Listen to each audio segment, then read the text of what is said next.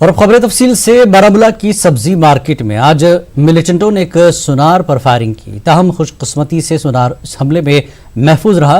यानी शाहिदीन का कहना है कि मोहम्मद इब्राहिम नामी सुनार अपनी दुकान में मामूल का काम कर रहा था। अचानक चंद मिलिटेंटों ने दुकान की जानिब फायर की। उस वक्त दुकान का शटर सिर्फ आधा ही खुला था। इस फायरिंग में सुनार महफूज रहा। इस वाक़े से इलाके में अफरा तफरी फैल गई और लोगों ने महफूज मकामात पर पनाह ली। थोड़ी ही देर में सिक्योरिटी फोर्सेस ने इलाके को अपने मुहासरे में ले लिया।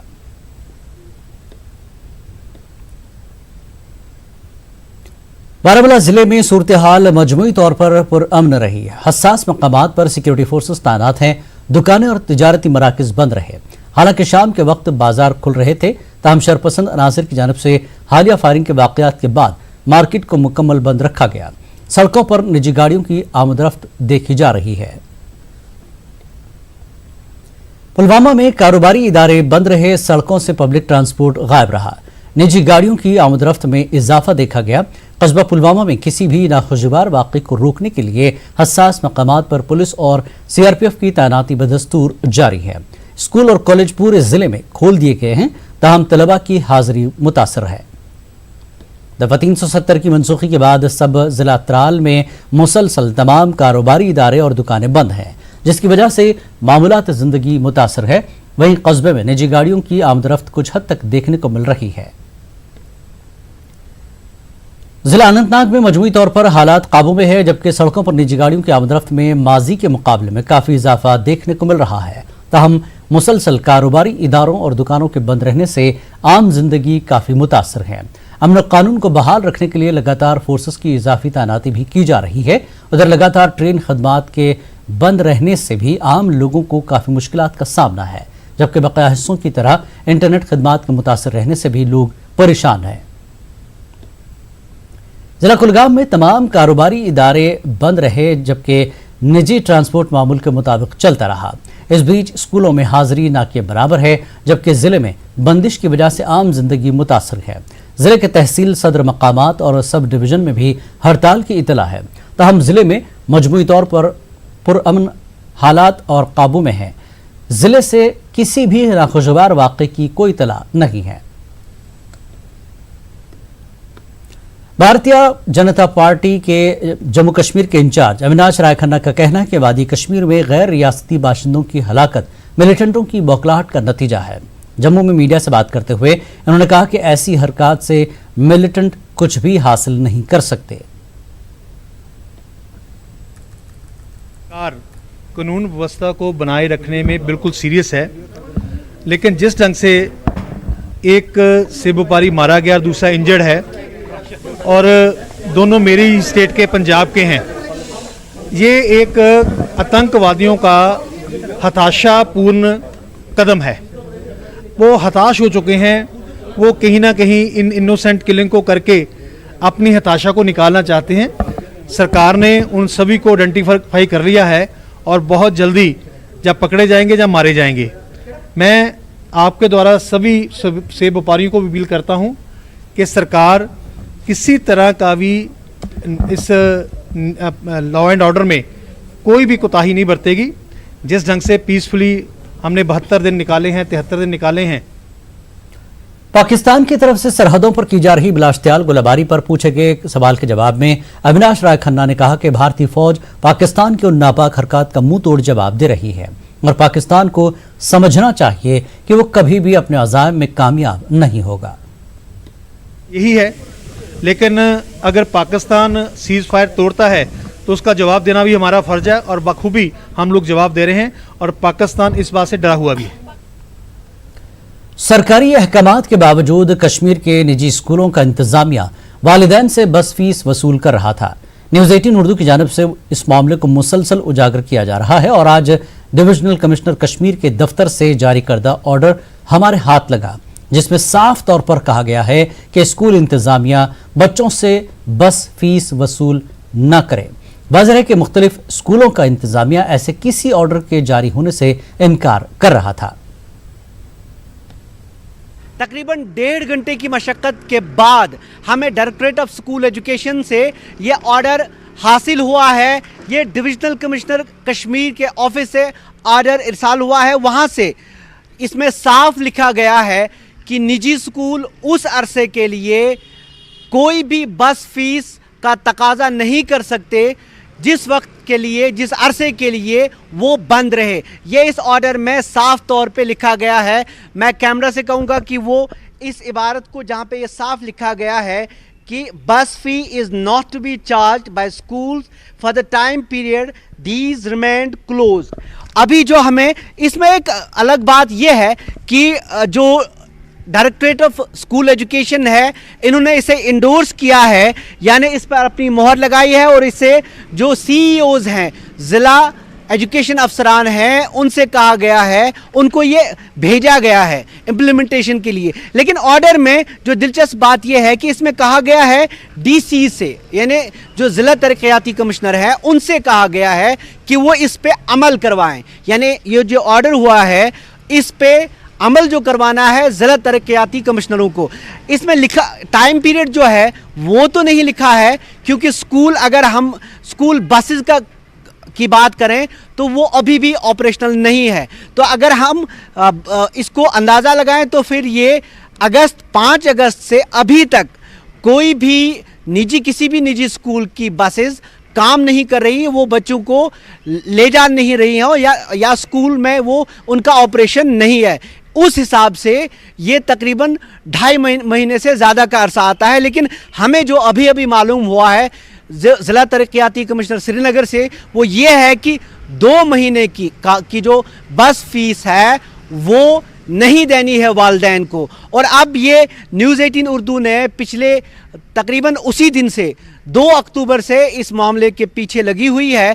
जब ऐलान हुआ था, डिविजनल कमिश्नर ने 2 अक्टूबर को ये ऐलान किया था।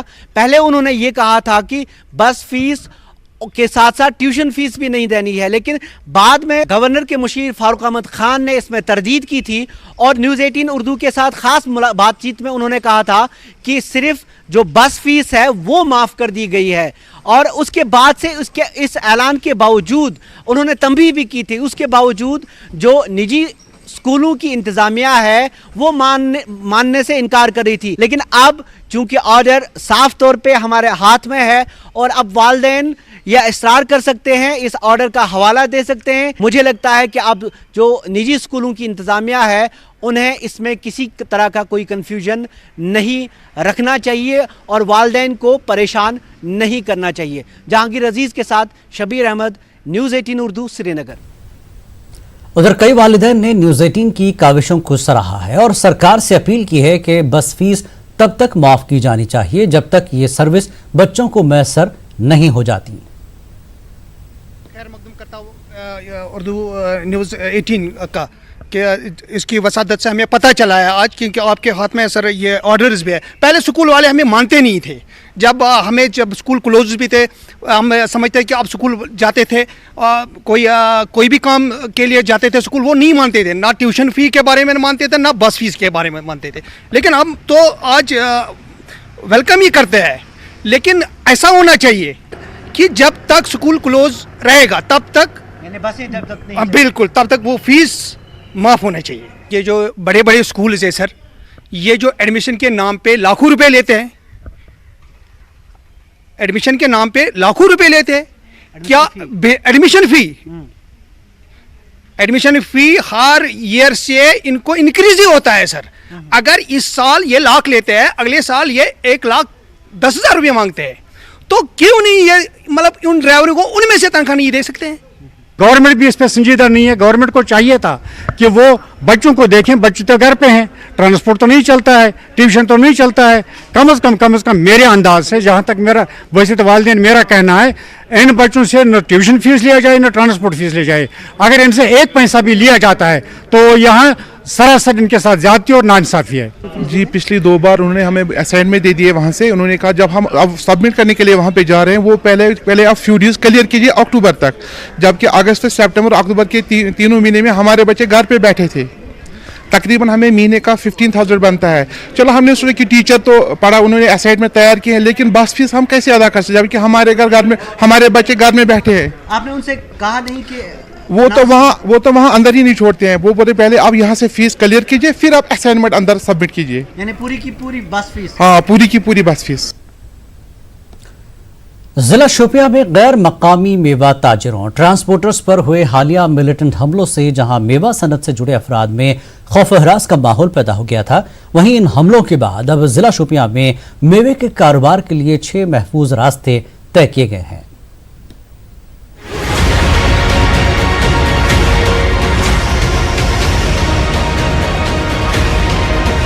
जनूबी कश्मीर के शोपियां जिले को जहां सेब की काश्त के लिए कलीदी अहमियत हासिल है, वहीं इस सनत का कारोबार मुतासिर करने के लिए मिलिटेंटों की जानिब से हाल ही में किए गए हमलों के बाद अब हुकूमत ने जिले में 6 ऐसे रास्ते मुंतखब किए हैं जिनके जरिए मेवा काश्तकार अपना मेवा महफूज तरीके से लाकर शोपियां की मंडी तक पहुंचा सकते हैं। मिलिटेंट हमलों के बाद पूरे जिले में सिक्योरिटी के सख्त इंतजाम किए गए हैं। जिन महफूज रास्तों को हुकूमत ने चुना है उन पर सिक्योरिटी सख्त की गई है। ताहम हुकूमत ने गैर मकामी मेवा ताजिरों और ट्रांसपोर्ट को देही इलाकों में नकलो हरकत करने पर एडवाइजरी जारी की है। डीसी शोपियां ने कहा कि इसका मकसद जिले में मेवे के कारोबार को अहसन तरीके से अंजाम देना है। यहाँ पे हमने एडिक्वेट सिक्योरिटी मेजर्स टेकअप किए हैं, कुछ सेफ जोन्स बनाई हैं जिधर loading from smaller vehicles to larger vehicles जो ट्रक्स वगैरह हैं उसमें बरकरार चल रही है और all the security forces have complete control on all these locations and various spots. इसके अलावा हमने तमाम जो फ्रूट ग्रोवर्स एसोसिएशन वाले थे हमारे लोकल्स और कुछ ट्रेडर्स जो बाहर से आए हुए थे और इनके साथ साथ जो ट्रांसपोर्टर्स एसोसिएशन थी, इनके साथ एक डिटेल्ड मीटिंग की थी कल, जिसमें इन हमलों से पैदा हुए काफ़ी कंसर्न्स जो थे इनके वो हमने डिस्कस किए और उनको हमने पूरा यकीन दहानी दिलाई कि ऐसी कोई डरने की बात नहीं है, कोई पैनिक की बात नहीं है। ट्रेडिंग और लोडिंग डिटेल नहीं हुई है, लोग बिल्कुल ज़ोरों शोरों से लोडिंग कर रहे हैं। Ongoing NAFED market intervention scheme जो न्यू मंडी अगलर में चल रही है, उधर रिस्पांस दिन ब दिन बढ़ता जा रहा है। अभी तक हमारी प्रोक्योरमेंट 30,000 पेटियों को क्रॉस कर चुकी है और साथ साथ में जो प्रोक्योर्ड माल है वो इवैक्यूएट भी हो रहा है और लोगों के अकाउंट में डायरेक्टली उनका जो रकम थी मिलनी थी उन्हें वो भी डाली जा रही है। तो मेरे ख्याल से इन अटैक से कोई ऐसा नेगेटिव इफेक्ट नहीं पड़ा है और एप्पल सीजन बिल्कुल जोरों शोरों से यहाँ चलता रहे। मेरा बस यही मैसेज रहेगा कि अवाम इन हमलों से बिल्कुल नहीं डिमोटिवेट हो, किसी भी अफवाहों को यकीन मत करें, किसी तरीके का डर या शिकवा मत रखें दिमाग में। हर साल की तरह इस साल भी बेशक हम अपना एप्पल क्रॉप सेफली और सिक्योरली इवैक्यूएट। दफा 370 की मनसूखी के बाद वादी कश्मीर में पैदा सूरत हाल को देखते हुए हुकूमत ने वादी में मेवे के कारोबार के लिए मार्केट इंटरवेंशन स्कीम लागू की, जिसके तहत जिला शोपियां की अगलर फ्रूट मंडी में भी सेंटर कायम किए गए। अगलर फ्रूट मंडी में स्कीम के तहत चल रहे कारोबार पर कोई असर नहीं पड़ा है। Visited the Sofia Mandi and it has been observed that the quality of the apple is very good and Sofia quality is considered as one of the best qualities in India, and there was a good response from the apple growers and that response is increasing day by day. And the only problem, the stocks which have already been procured is not been evacuated, and for which this DC has ensured that in a couple of days they will make all the arrangements for the safe evacuation of the stocks. And I request all the growers to take the advantage of this scheme, and the payment of the same will also be released at the earliest. जिला शोपियां में बेशतर आबादी मेवा सनत से ही वाबस्ता है। यहाँ की मईशत में मेवे का रोल काफी अहमियत का हामिल है। हुकूमत की जानिब से मार्केट इंटरवेंशन स्कीम और अब मेवा सनत से वाबस्ता अफराद के लिए सेफ पैसेज कायम करने से मेवे का कारोबार दोबारा पटरी पर लौट आया है। न्यूज़ 18 के लिए शोपियां से बिलाल खां की रिपोर्ट।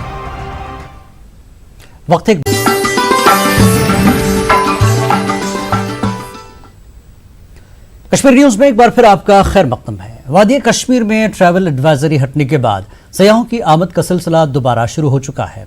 ऑस्ट्रेलियाई सयाहों के ग्रुप ने वादी की सयाहत के अपने तजुर्बात न्यूज़ 18 उर्दू से साझा किए हैं। पेश है हमारे चीफ रिपोर्टर परवेज भट्ट की खुसूसी रिपोर्ट।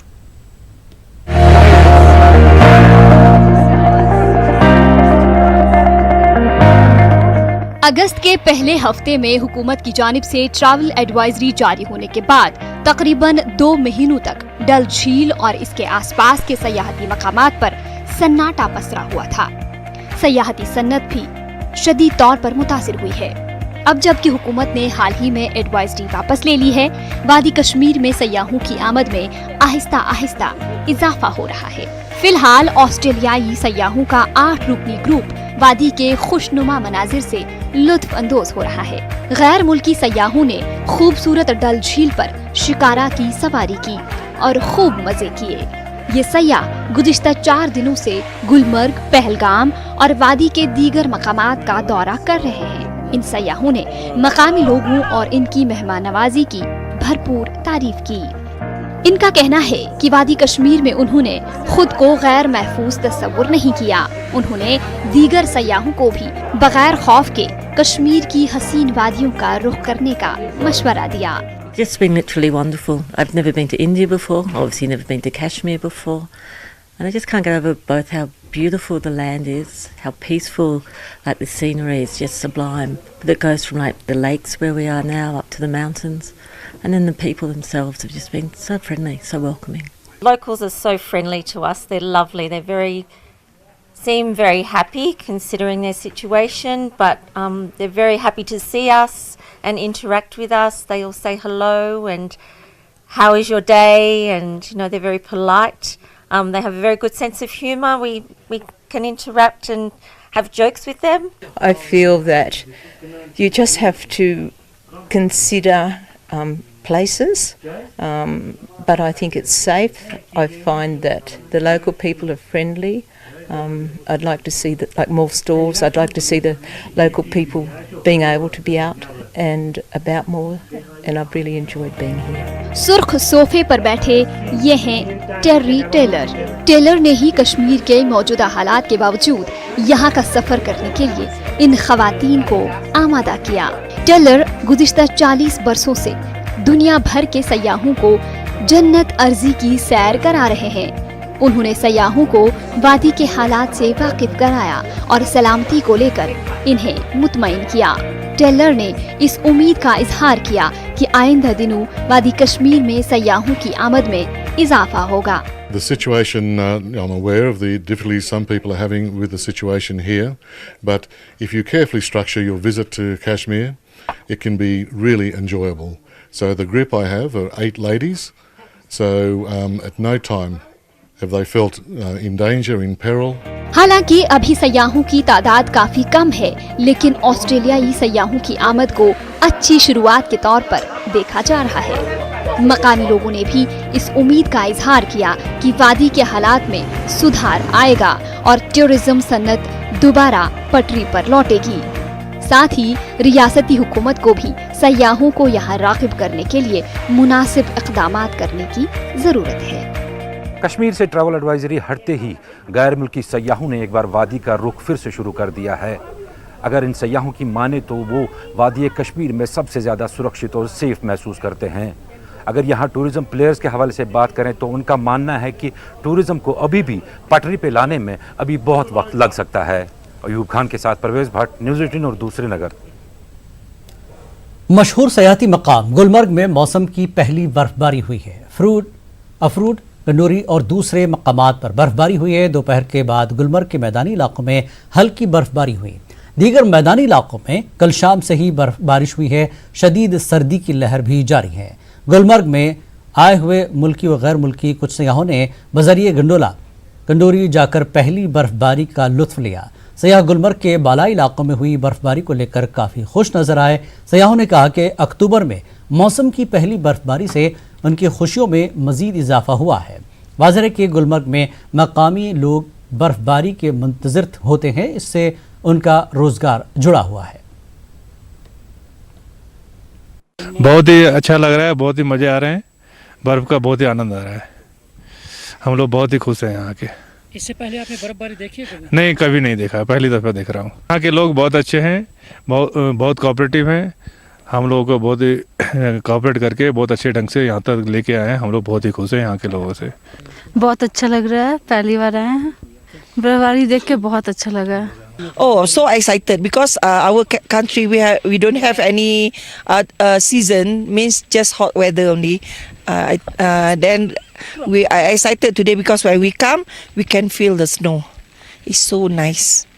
सयाहती मुकाम गुलमर्ग में आज यहाँ कुंगडोरी के मुकाम पर यानी गंडोला के फर्स्ट पेज पर आज मौसम की पहली बर्फबारी हुई है। और इससे पहले भी जो अफरवट का मुकाम था वहाँ पे भी चंद रोज़ पहले वहाँ पे पहाड़ों ने सफ़ेद दोशाला ओढ़ लिया। और अगर हम मैदानी इलाकों की बात करेंगे, कल शाम से ही मैदानी इलाकों में बारिशों का सिलसिला जारी था और शदीद सर्दी की लहर भी जारी है। उम्मीद यही की जाती है कि गुलमर्ग में ज़्यादा से ज़्यादा टूरिस्ट आए और यहाँ वो कुदरती खूबसूरती से लुत्फ़अंदोज़ हो सके। मुनीर हुसैन, न्यूज़ 18 उर्दू, गुलमर्ग। कश्मीर में मजमूई तौर पर हालात पुरअमन रहे। वादी के बेशतर इलाकों में दफा 144 नाफिज रहा। बंदिश की वजह से आम जिंदगी मुतासर रही। दुकानें और तिजारती मराकज़ दिन के दौरान बंद रहे, ताहम सुबह के औकात में कई इलाकों में दुकानें खुली थीं। निजी गाड़ियों की आमदरफ्त मामूल के मुताबिक रही, जबकि पब्लिक ट्रांसपोर्ट सड़क से गायब रहा। All parties migrant coordination committee का कहना है कि वादी में हालात आहिस्ता आहिस्ता मामूल की तरफ लौट रहे हैं, जबकि सरकार को चाहिए कि वो कश्मीरी पंडितों की बाज़ाबतकारी के प्रोग्राम को अमली जामा पहनाए। पार्टी के चेयरमैन विनोद पंडिता ने कहा कि मरकजी सरकार मंदिरों की देखरेख और उनकी असर-ए-नौ तामीर के लिए ठोस इक़दामात उठाए, जबकि पीएम पैकेज के तहत वादी में काम कर रहे मुलाजमीन की तनख्वाहें भी मौजूदा हालात के पेश नज़र वागजार की जाए। विनोद पंडिता ने वादी के मुख्तलिफ इलाकों का दौरा करके न्यूज़ 18 से बात की। देखिए, जो धारा 370 की जो बात है, जो एबॉलिश किया गया इसको, तो मैंने काफ़ी जगहों पे विज़िट किया, बारामूला, कुपवाड़ा, इवन साउथ कश्मीर में भी। तो धीरे धीरे जो हालात नॉर्मलाइज हो रहे हैं कश्मीर के अंदर, थोड़ा सा समय और लगेगा, पर हालात जो है धीरे धीरे, कुछ शॉप्स खुल रहे हैं और पर्सनल ट्रांसपोर्ट भी चल रहा है, मेडिकल शॉप्स खुल रहे हैं, वेजिटेबल्स मिल रहे हैं, तो धीरे धीरे थोड़ा सा समय लग जाएगा। देखिए, अभी जो इसमें जैसे हमारी जो रिहेबिलिटेशन पॉलिसी के तहत गवर्नमेंट ऑफ इंडिया ने एक स्पेशल पैकेज दिया था, पीएम पैकेज, तो उसमें जो यहाँ जो बच्चे हमारे पीएम पैकेज के तहत जॉब करें वादी में, जो डिफरेंट डिस्ट्रिक्ट्स में है, अभी काफ़ी जगहों से मेरे पास कंप्लेंट्स आ रही हैं कि इवन सितंबर की सैलरी भी, अगस्त की भी ड्रा नहीं की गई, खासकर एजुकेशन डिपार्टमेंट में। सीबीएम के तहत इनको कश्मीर लाया गया, तो इसको सरकार को इस पर एड्रेस करना चाहिए। और जो कंसर्न एडवाइजर हैं फारूक खान साहब भी, मैं उनसे भी निवेदन कर रहा हूं कि जो सैलरीज का बार बार जो मसला है कि इन पीएम पैकेज एम्प्लॉयज के साथ सौतीली माँ का सलूक क्यों किया जा रहा है कई जगहों पे। और दूसरी बात, जो यहाँ अकोमोडेशन का मसला है, एंटायर वैली में कहीं अगर कहीं पे मुश्किल से लैंड आइडेंटिफाई की गई, चाहे मटन में किया गया है या कहीं और जगहों पे किया गया, लेकिन अभी काम नहीं लगा है। तो इसमें एडवाइजर साहब, सिकंदर साहब से भी मैं निवेदन कर रहा हूँ, इसमें एक हाई लेवल मीटिंग रखिए और वार फुटिंग बेस पे जो अकोमोडेशन की प्रॉब्लम है, जो 7-8 साल से है, उसको एड्रेस किया जाए। कि जो कृष्णा रेड्डी जी ने बयान दिया, हम उसका वेलकम कर रहे हैं, लेकिन साथ साथ में उनको ये हम बता रहे हैं कि जो आर्कियोलॉजी सर्वे ऑफ इंडिया के अंडर जो मंदिर हैं, जो जम्मू कश्मीर या कश्मीर घाटी के अंदर जो है, जो अगर हम सन टेम्पल की बात करेंगे, जो 1400 वर्ष पुराना टेम्पल है, वहां हमने एपीएमसीसी ने 2009 में पहली बार 700 साल के बाद हवन करवाया था, लेकिन वो जर्जर हालत में, एएसआई की बाज़ाब्ता टीम है, लेकिन वो खंडहर में तब्दील हो चुका। हम रेड्डी जी को और गवर्नमेंट ऑफ इंडिया और मिनिस्ट्री ऑफ कल्चर को कह रहे हैं कि archaeology survey of India new Delhi के कंट्रोल में है, अंडर जो 1958 एमएसआर एक्ट है, तो आप सन टेम्पल से स्टार्ट कीजिए। कल मैंने पटन का दौरा किया, जो वहां के मंदिर है उसको पार्क में कन्वर्ट किया गया, जो वहां एंशिएंट टेम्पल हैं। इसी तरह का भांडी मंदिर की बात करेंगे, उड़ी लगामा से आगे वहां भी। फिर नारायण नाग मंदिर की अगर हम बात करते हैं, जहां हमने एक आरटीआई किया था आज से 4-5 साल पहले मेरे ख्याल से, जिसमें archaeology survey of India director general ASI new Delhi ने लिखा है कि उसमें एनक्रोचमेंट 2 लोकल्स ने की है। दूसरी बात, उन्होंने कहा कि स्टेट गवर्नमेंट ने बाय द पीडब्ल्यूडी डिपार्टमेंट, जिसमें एक हट बनाई गई नारायण नाग में, तो अभी हम गंगवल यात्रा भी वहां से निकालते हैं, वो बेस कैंप है। वक्त के सीनियर लीडर और साबिक वजीर चंद्र प्रकाश गंगा अगरचे सरूर में टोल प्लाजा कायम करने के अब भी खिलाफ हैं, ताहम उनकी मुखालफत की वजह से अब बदल चुकी है। गंगा और उनकी जमात बीजेपी टोल प्लाजा कायम करने की ये कहकर मुखालफत कर रहे थे कि इससे ट्रांसपोर्टर्स और आम लोगों पर बोझ बढ़ जाएगा। न्यूज़ 18 से बात करते हुए गंगा ने कहा कि वो अब इसलिए इसकी मुखालफत कर रहे हैं क्योंकि इस मकाम पर टोल प्लाजा कायम करने से ट्रैफिक जाम का खदशा है। वाज़ेह है कि चंद्र प्रकाश गंगा ने टोल प्लाजा कायम करने के पहले मरहले में ही वहां धरना देकर टोल प्लाजा को तोड़ दिया था। ये पूछे जाने पर कि अब वो इसकी जमकर मुखालफत क्यों नहीं करते, गंगा ने कहा कि मरकज में उनकी सरकार है, इसलिए उनके लिए अब ऐसा करना मुमकिन नहीं। 60 किलोमीटर के बाद पूरे देश में टोल है। अगर अच्छी सड़कें चाहिए तो टोल तो हमें देना ही है, लेकिन लोकल के लिए बड़ी राहत है, क्योंकि एक तो 20 किलोमीटर सांबा डिस्ट्रिक्ट पूरा का पूरा 21 नंबर की गाड़ी जो है वो फ्री है। दूसरा जो हमारी कमर्शियल गाड़ियाँ हैं उनका भी, जो छोटी मिनी बसें हैं उनका 2000 रुपया पर मंथ, और समझो 70 रुपये पर डे हो गया। अगर वो 10 फेरे लगाते हैं तो उनको 10 रुपये ही आने जाने का, जैसे 100-150 लगता है तो उनको एवरेज 10 रुपये पड़ेंगे। लेकिन फिर भी मैं तो यहाँ तो बिल्कुल नहीं चाहता हूँ, क्योंकि यहाँ पर कंजेशन है और बड़ा जाम लगता है। देखिए ऐसा है कि हमारे में दम था, हमने तोड़ दिया। अब अपोजिशन जिनकी है उनमें दम हो तो तोड़े। हम उस वक्त अपोजिशन में थे, हमने नहीं लगने दिया, तो अब अपोजिशन का काम है। रूलिंग पार्टी तो जो रूल हैं उनको चलाना है। हम रूलिंग पार्टी के हैं, हम चाहते हैं कि यहाँ पर अब तो मैं बिल्कुल नहीं चाहता हूँ कि टोल लगे। अब गडकरी जी माने भी हैं और मुझे पूरा विश्वास है कि ये यहाँ से शिफ्ट होगा, ये रिंग रोड पे जाएगा। ये टेम्परेरी है, 3 महीने के बाद इसका रिव्यू होगा। महकमे पीडीडी में काम कर रहे मुलाजमीन ने आज हुकूमत की जानिब से महकमे की निजकारी के मुजवजा फैसले के खिलाफ कुलगाम में एहतजाजी मुजाहरा किया। मुजाहिरीन ने नारेबाजी करते हुए इल्जाम आयद किया कि सरकार महकमे के मुलाजमीन और बिजली की नीलामी के लिए कमर बस्ता है, जिसकी हर सतह पर मुखालफत होगी। उन्होंने सरकार को मुतनब्बे किया कि निजकारी के फैसले को जल्द से जल्द वापस लिया जाए। अनबंडिंग या प्राइवेटाइजेशन का प्रोग्राम गवर्नमेंट के पास है, उसका ब्लैक एंड व्हाइट आप पब्लिक किया जाए, क्योंकि इस वक्त गवर्नमेंट बिल्कुल लास्ट आवर्स में अनबंडिंग के ऑर्डर्स को इजरा करने की भरपूर कोशिश करते हैं, और पावर कोऑर्डिनेशन कमेटी उस अनासर को उस तनाजुर में ये कहते हैं कि हुकूमत इस वक्त वन साइड बुनियाद पे ये फैसला लोगों पे और डिपार्टमेंट पे सौंपने की कोशिश कर रहे हैं, जिसकी हम कतई तौर मुखालफत करते हैं। और कमिश्नर सेक्रेटरी ने आज से पहले 1 साल जब यूनियन बियरर्स से मीटिंग की, यहाँ के स्टेक होल्डर से बात की, उस वक्त उन्होंने एक रिटर्न दिया है कि जब भी डिपार्टमेंट को अनबंडल करेंगे या प्राइवेटाइज के जुमरे में लाने की कोशिश करेंगे, उस वक्त यहाँ के स्टेक होल्डर्स को ऑन बोर्ड लिया जाएगा। मगर अनफॉर्चुनेटली आज तक उन्होंने हमें ऑन बोर्ड नहीं लिया। हम गवर्नमेंट से इस्तिदा करते हैं कि before you take any action, पहले आप स्टेक होल्डर्स के साथ बात करें, ताकि डिपार्टमेंट की हसासियत और इसकी मुदल्लल मुस्तहकम बुनियाद को जारी व सारी रखने की हम कोशिश चाहते हैं, और उसके साथ साथ मुलाजमों के मुराद और उसके मुस्तकबिल को हम मखदूश होने नहीं देंगे। टंगमर्ग में महकमे बिजली के मुलाजमीन ने बिजली महकमे की निजकारी के खिलाफ एहतजाजी मुजाहरा किया। टंगमर्ग में काफी तादाद में बिजली मुलाजमीन जमा हुए और इंतजामिया की जानिब से लिए जा रहे फैसले के खिलाफ एहतजाज किया। मुलाजमीन इस फैसले के खिलाफ नारेबाजी भी कर रहे थे। मुलाजमीन ने फैसले के खिलाफ बरहमी का इजहार करते हुए कहा कि उन्हें यह फैसला मंजूर नहीं है। बिजली मुलाजमीन ने इंतजामिया से इस फैसले को वापस लेने की मांग की। डिपार्टमेंट ने एक फैसला किया है कि ये गवर्नमेंट ने फैसला किया है कि ये प्राइवेटाइज करेंगे, हम डिपार्टमेंट को अनबंडल करेंगे। ये ऑलरेडी अनबंडल है, क्योंकि ये इसके बहुत से विंगे हैं, ये ऑलरेडी है। अब ये ज्यादा चाहते हैं कि ये हम पूरा अनबंडल करेंगे, इसलिए हम गवर्नमेंट से रिक्वेस्ट कर रहे हैं कि ये नहीं होना चाहिए। अगर ये हो गया तो हम किसी भी हद तक जा सकते हैं। गवर्नमेंट प्राइवेटाइज कर तस्लीम कर प्राइवेटाइज कहीं क्या मेहनत कर मुलाजिम महकम बनाओ खून सत। जॉइंट एक्शन कमेटी करगिल ने प्रेस कॉन्फ्रेंस में कहा कि गवर्नर सत्यपाल मलिक ने 14 नुकात को पूरा करने का वादा किया था, ताहम अभी तक इस ज़िम्मन में गवर्नर की जानिब से कोई पेशरफ्त नहीं की गई है। वाज़ेह है कि 2 माह कबल करगिल जिले के लोगों की तरफ से 14 नुकात को मंजूर करने का गवर्नर ने वादा किया था।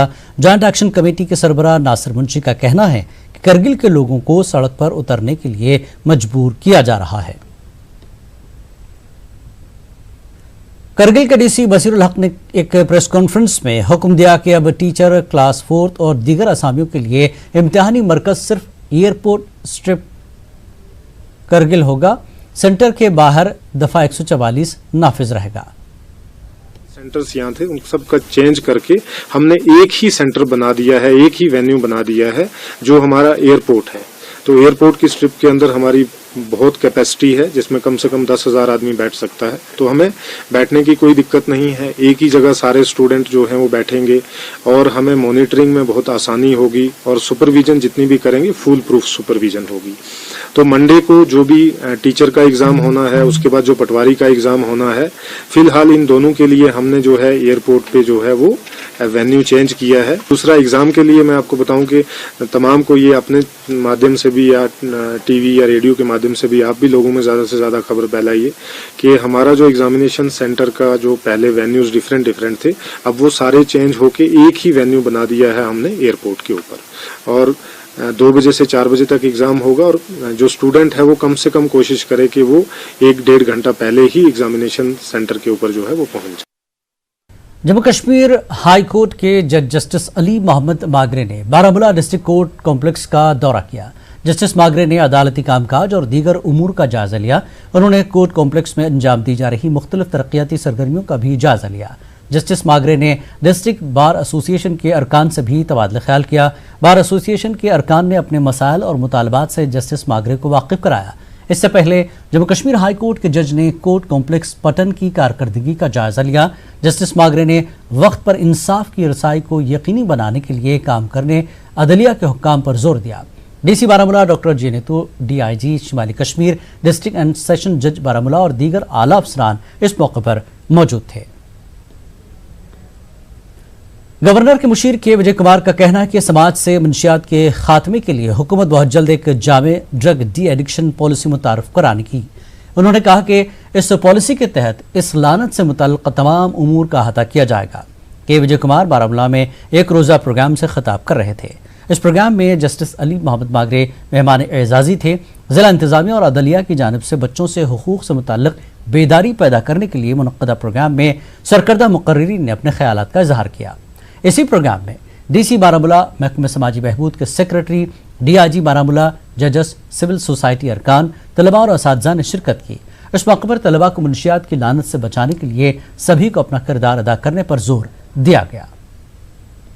देखिए, हमारा जो ये 1 डे ओरिएंटेशन प्रोग्राम है, this was an interaction with the juveniles. वो juveniles those who are in conflict with law और juveniles who need care and protection, that is one part. Second part, उनके लिए discussion and interaction this drug abuse children. तो इसी पे ये काम हो। हमारा ये रोल है कि इनका फ्यूचर बचे, ये आए जो ड्रग एडिक्ट में इन्वॉल्व होंगे वो वापस आए। जो जुवेनाइल कॉन्फ्लिक्ट विद लॉ है, जैसे आपके बहुत सारे ऑफेंसेस कमिट करते हैं, वो भी वापस आके अपने फ्यूचर को बनाए। और इन्हीं के लिए ये सारा काम हो रहा है। इसके लिए हम इंटरेक्शंस करें, इनके पेरेंट्स को लाए, स्कूल हेड्स को लाए, विलेज हेड्स को लाया, सबके साथ बात हो रही है। और मकसद यही है कि जो बच्चा है इसका फ्यूचर में 2 पॉइंट्स है। एक तो एनफोर्समेंट, ये डॉन्स अंडर एनडीपीएस एक्ट है, वो ड्रग डील पेडलर्स को और बड़ा डॉन को हैंडल करने के लिए पुलिस का रोल, मेन रोल है। This act is very rigorous act, very very important law points are there. So enforcement plus proper prosecution is one point. Second thing is de-addiction treatment, that's the psychological, psychosomatic and correctional method, that is the second part. Second aspect he was telling about is juvenile justice. वो juvenile justice act में बहुत clear rules है, क्या कैसा करना है SOP. So that is also to create an awareness among police officers how to follow the SOP. These are the 2 points of today's focus. Jammu Kashmir के governor के मुशीर के विजय कुमार ने कहा है कि इस साल MBSS कोटे में इजाफे के सबब जम्मू कश्मीर के नए मेडिकल कॉलेजों को काफ़ी फ़ायदा मिला है। गवर्नमेंट मेडिकल कॉलेज अनंतनाग में फिशरीज डे के सिलसिले में मुनक्कदा तकरीब के बाद विजय कुमार ने इन बातों का इजहार किया। इस मौके पर कमिश्नर सेक्रेटरी हेल्थ अटल डल्लू ने कहा कि अनंतनाग के जच्चा बच्चा अस्पताल को रहमत आलम अस्पताल मुंतकिल करने और मेडिकल कॉलेज के तालिब इल्मों और फैकल्टीज़ को दरपेश मुश्किलात का इजाला मुमकिन बनाने के लिए हंगामी इक़दामात उठाए जा रहे हैं। प्रिंसिपल साहब डॉक्टर शौकत, बहुत लीडरशिप क्वालिटीज इधर दिखाया, he is doing very well. I came to compliment the students and the staff. इस साल करीब 500 नया MBBS सीट हमें मिला JNK। This is a very important matter. I request Atal to give you 1 or 2 other tips. यहाँ पिछले साल जो MBBS का इंटेक था स्टेट में वो 500 था, इस साल 4 नए मेडिकल कॉलेज चालू हुए जिसमें 400 MBBS सीट्स मिली। उसके अलावा इकोनॉमिकली वीकर सेक्शन का जो एक्ट बना उसमें 85 सीट्स एडिशनल मिलेंगी, तो 485 सीटें हमारी इस साल MBBS की बढ़ गई। सबसे बड़ा मुद्दा है कंस्ट्रक्शन प्रोग्राम का। जो यहाँ का दियालगाह में बिल्डिंग बन रही है वो जल्दी से जल्दी कंप्लीट होनी चाहिए। रहमत आलम के लिए उसको कंप्लीट करने के लिए भी हमने एक कमेटी बनाई है, उसके लिए भी फंडिंग का अरेंजमेंट किया जा रहा है। यहाँ अस्पताल में इक्विपमेंट पूरा प्रोवाइड करने के लिए 50 करोड़ रुपये दिए गए हैं, जिसमें से इक्विपमेंट की जो शॉर्टेज यहाँ पर है वो पूरी की जाएगी। 30 करोड़ रुपये दिए गए हैं यहाँ जो ब्लॉक A बनाना है, इसका 6 स्टोरीड बिल्डिंग जिसमें 200 बेड और ऐड हो जाएंगे, तो उस पर भी काम शुरू हो जाएगा। कोई कोर्ट का स्टे लगा हुआ है, वो स्टे वकेट हो जाएगा तो उसका काम शुरू हो जाएगा।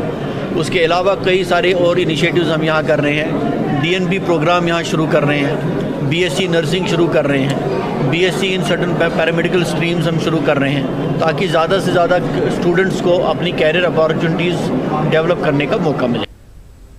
एंटी करप्शन ब्यूरो की एक खुसूसी टीम की जानिब से आज जिला पुलवामा के मजमुना इलाके में JK बैंक मैनेजर की रिहाइशगाह पर छापा मारा गया। आदिल बशीर शाह JK बैंक के कारपोरेट ऑफिस में मैनेजर के तौर पर तैनात हैं। आदिल बशीर शाह की रिहाइशगाह पर आज सुबह ACB की टीम ने छापा मारा।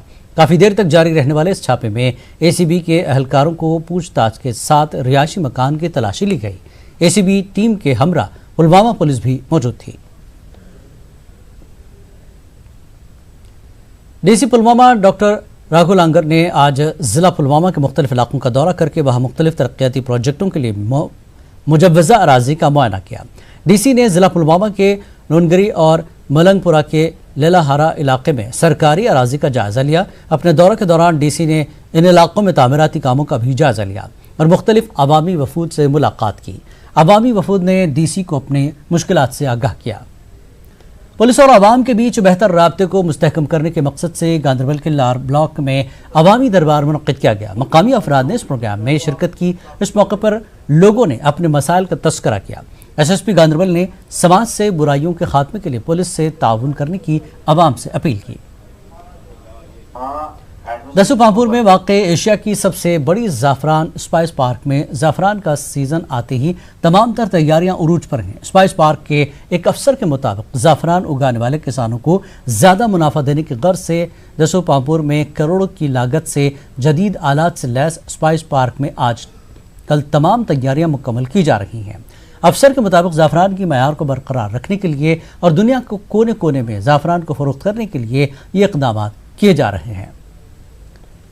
डाटसरा तराल में गुज़श्ता शब चोरों ने कई घरों में घुसकर चोरियां की, जिस पर लोगों ने सख्त बरहमी का इजहार किया है। मकामी लोगों के मुताबिक डाटसरा और नईबुग इलाके में पिछले कई दिनों से मवेशी चोरी के वाक़यात पेश आए हैं। उन्होंने पुलिस से अपील की है कि वो चोरों के इस ग्रुप को जल्द बेनकाब करें ताकि इलाके के लोग राहत महसूस करें। डिस्ट्रिक्ट रेड क्रॉस सोसाइटी ने आज समाजी बहबूद और महकमे तालीम के इश्तराक से जिस्मानी तौर नाक़िज़ अफराद के लिए बेदारी कैंप का अहतमाम किया। कैंप में नाक़िज़ बच्चों और बुजुर्गों को व्हील चेयर तकसीम किए गए, जबकि महकमे तालीम ने इन लोगों में 1000 रुपये का नकदी वजीफ़ा फराहम किया। इस कैंप का इफ्तिताह डिप्टी कमिश्नर कुपवाड़ा अंशुल गर्ग ने किया। डिविजनल कमिश्नर कश्मीर बसीर अहमद खान ने साल 2020 की अमरनाथ यात्रा को प्लास्टिक से पाक बनाने की मुतल्लिक़ा हुकाम को हिदायत दी है। उन्होंने वादी भर में इस ताल्लुक़ से शऊर बेदार करने पर जोर दिया और कहा कि यात्रा के रास्तों पर प्लास्टिक के बजाय जूट बैग के इस्तेमाल की तरकीब दी जाएगी। डिविजनल कमिश्नर ने आइंदा साल की अमरनाथ यात्रा के ज़िमन में मुनक्कदा एक जायजा मीटिंग के दौरान ये बातें कहीं। बसीर अहमद खान ने हुकाम से कहा कि यात्रा की तैयारियां मई के बजाय फरवरी से ही शुरू की जाए। बानीपुरा के तरकापुरा इलाके में आज 27 RR की जानिब से मेडिकल और वेटरनरी कैंप मुनक्किद किया गया। कैंप का इफ्तिताह 5 सेक्टर के कमांडर ने किया। कैंप के दौरान सैकड़ों मरीजों के अलावा मवेशियों की एक बड़ी तादाद का इलाज किया गया और इनमें मुफ्त दवाएं तकसीम की गई। महकमे समाजी बहबूद की डायरेक्टर जनरल रुखसाना गनी का कहना है कि बच्चों में वजीफे की तकसीमकारी को यकीनी बनाने के मुख्तलिफ इक़दाम किए जा रहे हैं। रुखसाना गनी का कहना था कि इंटरनेट सर्विस बंद होने की वजह से अगरचे बच्चों का इंदराज करने में मुश्किलात सामने आ रही हैं, ताहम उन्होंने ये मामला मरकज़ के साथ उठाया है। डिविजनल कमिश्नर कश्मीर बसीर अहमद खान ने एक मीटिंग मुनक्किद की और प्रधानमंत्री किसान मानधन योजना के मौके से जनधन योजना के नफाज का जायजा लिया। वादी के डिप्टी कमिश्नरों ने वीडियो कॉन्फ्रेंसिंग के जरिए इस मीटिंग में शिरकत की। डिविजनल कमिश्नर ने डिप्टी कमिश्नरों और महकमे हार्टिकल्चर और एग्रीकल्चर के हुक्काम को योजना के ताल्लुक से शऊर बेदार करने पर जोर दिया।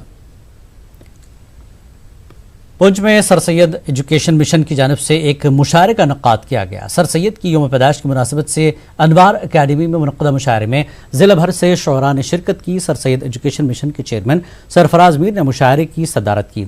साबिक़ MLC जहांगीर हुसैन मीर और डिप्टी SP एजाज भट्ट मेहमान खुसूसी रहे। इस मौके पर सर सैयद को खराज अक़ीदत पेश किया गया। पुंछ में BDC इंतखाबात से पहले पोलिंग अफसरों को तरबियत फराहम की गई। डिस्ट्रिक्ट इलेक्शन अफसर राहुल यादव की निगरानी में डाक बंगलो पुंछ में मास्टर ट्रेनर विजय पुरिया ने स्टाफ को ट्रेनिंग दी। शुरका को बैलेट बॉक्स का इस्तेमाल, पोलिंग का अमल, वोटों की गिनती के बारे में जानकारी दी गई। वक्त एक ब्रेक के बाद देखिए